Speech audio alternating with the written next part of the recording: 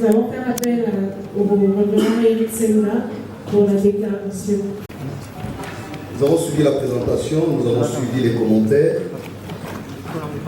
Nous rappelons ici que la mission d'observation électorale SCC-CELTO a travaillé d'abord dans la présentation du processus en tant que tel. Et jusque-là, ce n'est pas le rapport final, c'est pour préciser, c'est la déclaration préliminaire. À la lumière de tous ces éléments qui ont été présentés, je ne reviendrai plus sur les éléments relatifs au tableau graphique, c'est-à-dire quelques incidents. Je voudrais commencer par le contexte. Le contexte dans lequel s'est déroulé les votes ou le scrutin du 20 décembre 2023. Le 20 décembre 2023, la République démocratique du Congo a vécu sa 4e expérience électorale pour les élections du président de la République et des députés nationaux et provinciaux après l'accord global et inclusif signé à Sun City, en Afrique du Sud, et sa première expérience s'agissant des élections des conseillers municipaux dans le chef-lieu des 25 provinces, ainsi que dans la ville de Kinshasa. Ici, elle est précisé également que c'est pour la toute première fois que les Congolais vivant à l'étranger, ce qu'on appelle la diaspora, ont participé à l'élection présidentielle au niveau de 5 pays pilotes. Nous citons l'Afrique du Sud, la France, les États-Unis, la Belgique et le Canada. Ce sont là les pays qui ont servi à cette première expérience que nous pouvons aussi classer dans les registres des innovations de la CENI. En dépit des différents cadres de concertation organisés par la CENI, ce processus électoral s'est déroulé dans un contexte de méfiance entre les différentes parties prenantes. Parmi les éléments ayant suscité cette crispation du climat politique, nous pouvons ici noter ou citer les changements au niveau de l'appareil institutionnel de l'État. J'entends ici la majorité parlementaire, comme vous le savez. Cela est intervenu en pleine législature, parce qu'on a commencé la législature avec une majorité parlementaire qui a été changée au milieu de la législature. Il y a le manque de consensus qui s'est observé lors de la désignation des animateurs de la CENI, ainsi que la question d'adoption de la loi électorale avait fait aussi, où elle a été sujette à plusieurs controverses, notamment au niveau de la société civile qui déjà avait produit un document appelé les référentiels, qui devait constituer la base sur laquelle la société civile espérait obtenir des réformes consensuelles. À cela va s'ajouter la mise en place tardive de l'équipe de la CENI, donc sa plénière ainsi que son bureau. Et dans le même registre, nous pouvons noter que toutes ces difficultés ont rendu par moments crispé l'environnement sociopolitique et même au niveau institutionnel, donc nous attendons au niveau du Parlement. Ce qui a eu comme conséquence les refus de certains acteurs ou d'une famille politique, en l'occurrence ici, le Front commun pour les Congo, donc le FCC en sigle, qui pour les raisons qui lui sont propres, avait refusé de participer à l'actuel processus électoral. Notons par ailleurs que tous les candidats présidents, donc tous qui ont été validés, que ce soit au niveau de la CENI ou de la Cour constitutionnelle, n'ont pas signé ou n'avaient pas signé les codes de conduite leur proposés par la CENI. Donc, nous sommes allés aux élections sans que les codes de conduite soient signés par les candidats. Sur le plan sécuritaire, la MOE a constaté que le décret portant plan opérationnel de sécurisation du processus électoral, lequel publié en 2005, n'a jamais été actualisé par les gouvernements congolais. Aucune information n'a été donnée au sujet du financement de la sécurisation du processus électoral. En outre, l'insécurité dans les territoires des Massissi et des Rutshuru, nous sommes là dans la province du Nord Kivu, et même du côté ouest, notamment à Kwamut, le territoire dans la province de Maïndombe, ont été privés, et donc les citoyens vivant dans cette partie du pays n'ont pas pu participer aux élections, ce qui révèle l'absence de mesures nécessaires de sécurité ou pour sécuriser le territoire national. Contrairement au scrutin de 2011 et 2018, les SMS, voire Internet, n'ont pas été coupés. C'est pourquoi nous félicitons à la fois les gouvernements qui en assurent la régulation. Grâce à cela, la CENI a pu faire son travail tranquillement et même les parties prenantes, en l'occurrence notre MOE, pour remonter en temps réel les données électorales jusqu'au niveau de la centrale. Venons-en à l'analyse du cadre juridique. La CENI, conformément à l'article 211 de la Constitution, a organisé des opérations d'identification et d'enrôlement des électeurs afin de se doter d'une liste des électeurs. Contrairement aux administrations électorales passées, ces opérations n'ont duré que 4 mois. Ça aussi est à inscrire dans les innovations.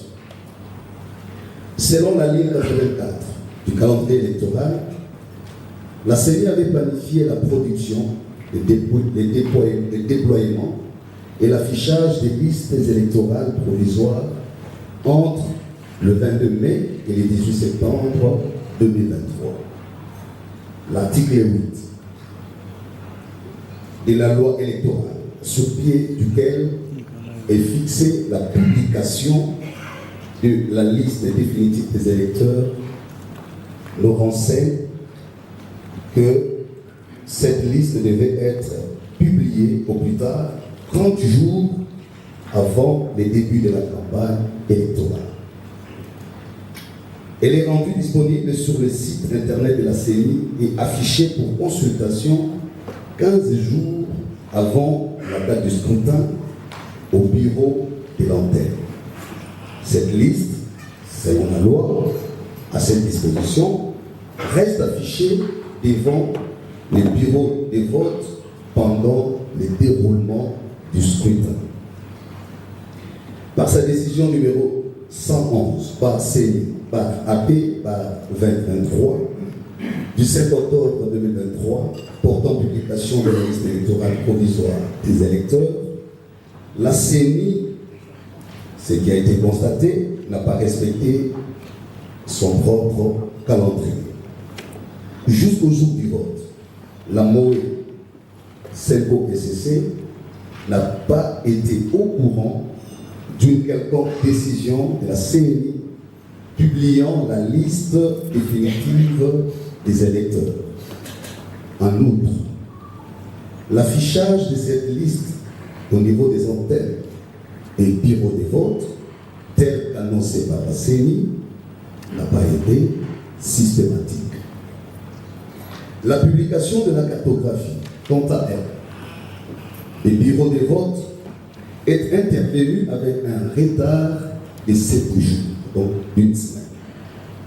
la décision numéro 117 CENI-AP-2023 du 28 octobre 2023 portant publication de la cartographie des bureaux des votes n'indique pas explicitement les nombres des centres des bureaux des votes à déployer, au point qu'il n'existe aucun soubassement juridique opposable à tous, porteur du nombre des bureaux des votes.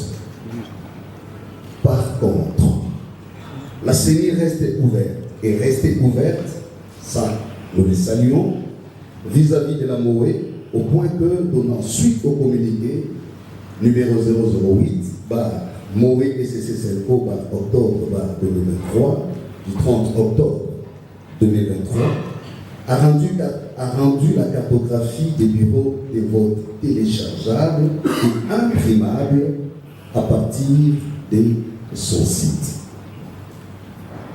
L'article 52 de la même loi susmentionnée, donc la loi électorale, dispose que le vote pour le scrutin direct se tient le dimanche ou un jour férié. Il a lieu, donc ce scrutin, de 6h à 17h. Toutefois, renchérit la disposition, les préposés de la CENI remet les jetons aux électeurs présents et les votes continuent jusqu'au vote du dernier électeur muni du jeton. Il ressort de cette analyse juridique et cette disposition légale, la disposition à laquelle nous faisons allusion, que la volonté du législateur congolais est de verrouiller le jour de la tenue des élections en déterminant qu'il s'agit soit d'un dimanche, soit d'un jour férié. C'est faisant, le 20 décembre 2023 étant un jour ouvrable, les gouvernements étaient obligés de les déclarer fériés.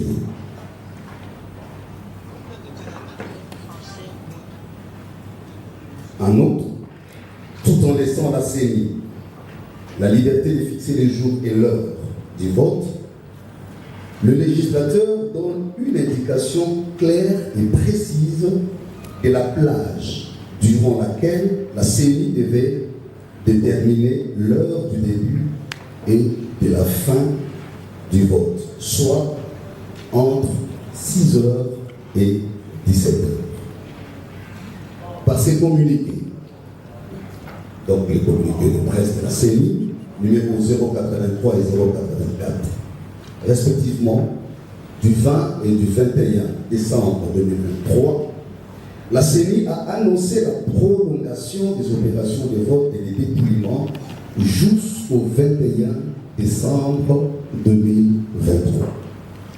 En sus, la CENI informe qu'aucun bureau de vote ne devrait ouvrir après cette date. Les communiqués sous-évoqués ont le mérite d'assurer l'inclusivité et l'égalité du vote. Cependant, ils soulèvent quelques préoccupations. En effet, ces communiqués modifient le calendrier électoral qui a prévu la tenue des scrutins le 20 décembre 2023.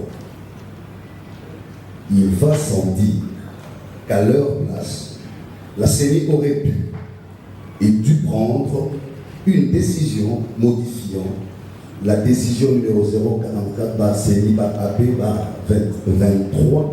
22 du 26 novembre 2022 portant publication du calendrier du processus électoral 2022-2027 relatif aux élections présidentielles, législatives, provinciales, urbaines, municipales et locales. Sur les fonds, l'organisation du scrutin après le 20 décembre 2023 est en contradiction à l'analyse juridique de la MOE, avec certaines dispositions pertinentes de l'article 52 de la loi électorale, qui précise que les votes devraient avoir lieu un dimanche ou un jour férié.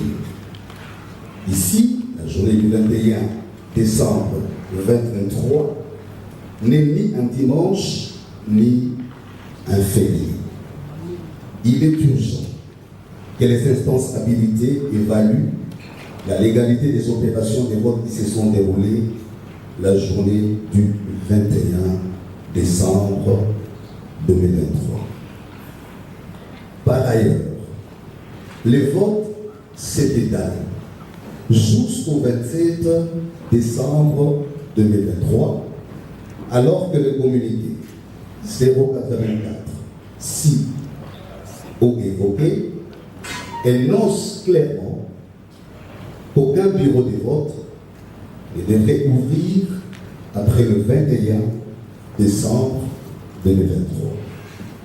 Il est donc question de savoir quel sort la CENI et d'autres instances habilitées réservent au suffrage recueilli après le 21 décembre 2023. Administration électorale. La Constitution de la République démocratique du Congo confère à la Commission nationale, électorale nationale indépendante, donc CENI en sigle, le pouvoir et l'organisation du processus électoral en RDC, notamment d'enrôler les électeurs, de tenir les fichiers électoraux, de planifier et conclure les opérations des votes, des dépouillements et les tout référendums. Elle assure ainsi la régularité du processus électoral et référendaire. Confère l'article 211 de la Constitution. Par sa décision numéro 044, par CENI, par AP par 2022, du 20 novembre 2022, la CENI a publié le calendrier du processus électoral 2022-2027 concernant les élections présidentielles, législatives, provinciales, urbaines, municipales et locales. Ce calendrier prévoyait la tenue de scrutins combinés du président de la République, des députés nationaux et provinciaux, ainsi que des conseillers municipaux, au jour du 20 décembre 2023. Ce calendrier a eu le mérite, et ça nous félicitons, d'écaler la tenue des élections générales dans le respect des délais des différents mandats des élus tels que déterminés par la Constitution. En outre, grâce à ces mêmes calendriers, la CENI a fait progresser les nombres des scrutins de 5 à 9 avec l'organisation des élections des conseillers municipaux, donc communaux, des bourgmestres, des conseillers urbains et des maires. La MOE a constaté par ailleurs que la CENI n'a pas permis aux observateurs électoraux, aux témoins et aux journalistes d'examiner en toute indépendance les opérations de la cartographie des centres d'inscription et les déploiements du matériel électoral pour les jours du vote.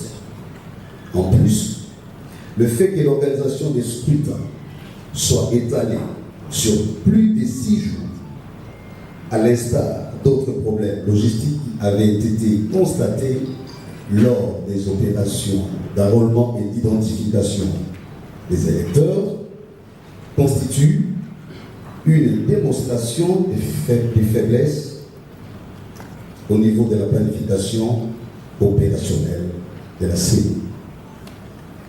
Hormis la formation des chefs des centres et des présidents formateurs qui a été organisée au niveau des antennes, celle des autres membres des bureaux des votes et des dépouillements, donc au niveau des antennes, on appelle les MBVD en sigle, prévu du 14 au 18 décembre 2023 à travers les différents centres de vote a été remplacé carrément par des simples briefings, et ceci jusqu'au jour du vote. Bien plus, il convient de reconnaître en dépit de tout, la CENI est restée ouverte envers la MOE Senko SCC, au point qu'elle a facilité les accréditations de nos observateurs, et nous avons beaucoup remercié la CENI pour cette collaboration, nonobstant quelques difficultés observées au niveau des antennes, peut-être par incompréhension entre les chefs d'antenne, mais régulièrement, la centrale de la CENI intervenait pour faciliter les choses. Ce sont des questions qui rentrent dans l'administration électorale. Puisque les faits observés ont été commentés, je voudrais vous épargner trop de détails techniques parce que cela venait d'être présenté. Je voudrais fraternellement inviter mon distingué collègue, Monseigneur Donatien Cholet, qui viendra nous livrer la conclusion de notre déclaration préliminaire.